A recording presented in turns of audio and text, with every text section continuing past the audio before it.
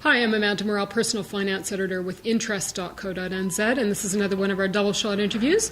I'm joined today by Susan Taylor, who's the Chief Executive Officer for the Financial Services Complaint Limited Dispute Resolution Scheme. It's a bit of a handful, but you are one of 4 dispute resolution schemes approved by the government, and this is the affiliate body where people can go to lodge a complaint about a particular party in the financial services sector. Now, an interesting case that's come to light with your scheme is you were the allocated scheme for Ross Asset Management. Yes. So you a few weeks back issued a note to the public to say, encouraging investors that if you have problems, please come forward sooner than later, because you say that if people in this case had come forward a little bit earlier, others might have been spared. So we won't get into the whole details, but when did you find out, when were the first suspicions about Ross or RAM mentioned? Thank you, Amanda. Yes, that's right. We, some weeks ago, suddenly started to get a cluster of complaints all along the same lines that Ross Asset Management investors had been trying to get their money out for 3, 6, 9 months and have not been able to, and were finding it increasingly difficult to contact Mr. Ross.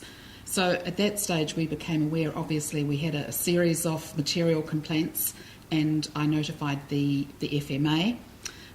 The FMA at that stage had a few complaints, but once they heard that we were also receiving large numbers of complaints, they swung into action immediately.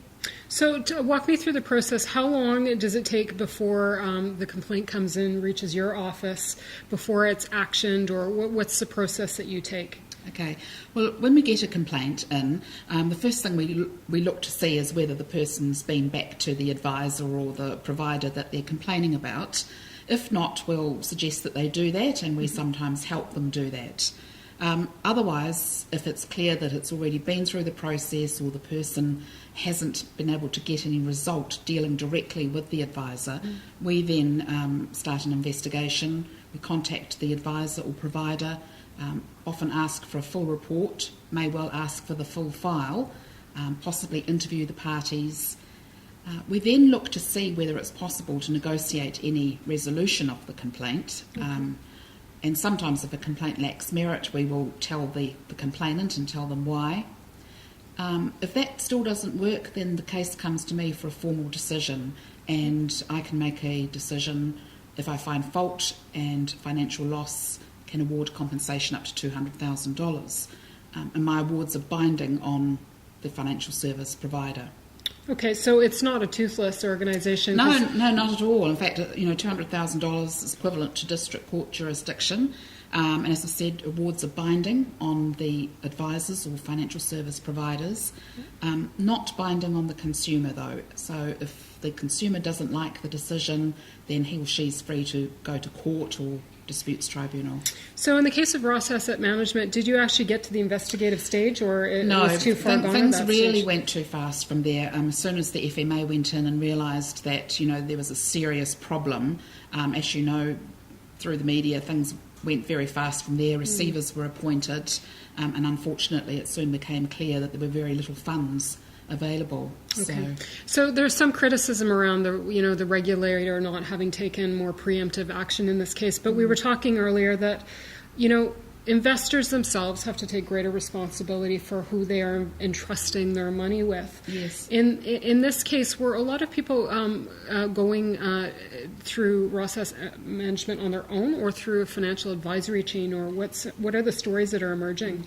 So far as we know, most people seem to be investing through word of mouth, had a recommendation from a friend or family member. Anecdotally, we've heard, just again through statements coming out of the investors support group, that a few investors may have invested on the advice of a financial advisor. Now, if that is the case, then I would strongly recommend that they find out which scheme that financial advisor belongs to and look at making a complaint to that scheme. Okay, so just to be clear, or to remind people, every authorized financial advisor and even registered advisors, Yes. is that correct, have to belong to dispute resolution scheme. That's So right. you can find this information out on the Financial Services Provider Registry, Yes. or by probably just asking your authorized. Yes, they can ring any one of the Directly, schemes, yeah. and if the person's not a member of our scheme, we'll direct them to the appropriate scheme.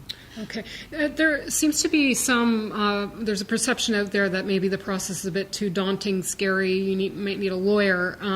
You were telling me earlier that it's actually not all that complicated. No, it's not. First of all, it's free to the consumer, so there's no filing fee or anything like that. They certainly don't need a lawyer, although obviously if people want to have a lawyer, they can. And we try to make the process as friendly as possible for the consumer. So we will tell them about our process and help them along the way. Yeah. So I don't think they need to worry. It's not like a court where perhaps they're going to be on a witness stand being cross-examined by the other side's lawyer. And the other thing to remember too is that our process is confidential. We don't name parties. Okay. So, the person doesn't need to worry about the fact that the case might get splashed across the media with their name. We really do encourage people to come forward, because if they don't, then, and there have been bad practices or bad advice, then others could suffer. So it's important really that the bad eggs, if you like, be weeded out. Yeah. So the FSCL has been in existence now for 2 years, is that Yes, correct? Yes. And you recently released your annual report. You said that the number of complaints have doubled. Yes. Do you think that there's still quite a ways to go here in terms of raising public awareness about your mere existence? Yes, I do. I think there's still very low consumer awareness overall. I also think that by and large, the majority of our participants are doing a good job understanding the new regulatory regime and doing a pretty good job of fixing complaints up internally if they get them. But I still believe consumer awareness is low. I'm even amazed actually amongst professional bodies, sometimes such as solicitors and accountants, who have never heard of us and in fact never heard of the whole new regulatory regime.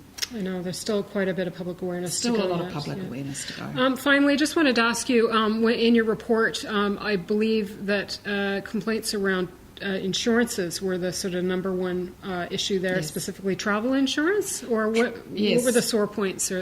Travel insurance was certainly the most popular topic, and usually around the fact that people didn't realise that the travel insurance contained, in some cases, quite serious limitations to cover. And I'm talking about travel insurance that often comes linked to a bank credit card. So if you pay for your travel with your credit card, you get free travel insurance. Right. People really need to look at the policies very closely, because they're quite limited in scope, some of them. For example, some are limited to a maximum of 35 days travel. So if you're away for more than 35 days, you have no cover whatsoever from day one of your travel. And I think some people would be quite shocked. I'm sure to they know would be. that. They think it's good enough that they've got insurance, but they actually haven't read the document, Yes, which is an all too often told story, isn't it? That's right. So do read your policy carefully. Yes. Let that be a warning. All right, Susan Taylor is Chief Executive with the Financial Services Complaints Limited. Thank you for joining us, Susan. I'm Amanda Morrall, Personal Finance Editor with Interest.co.nz.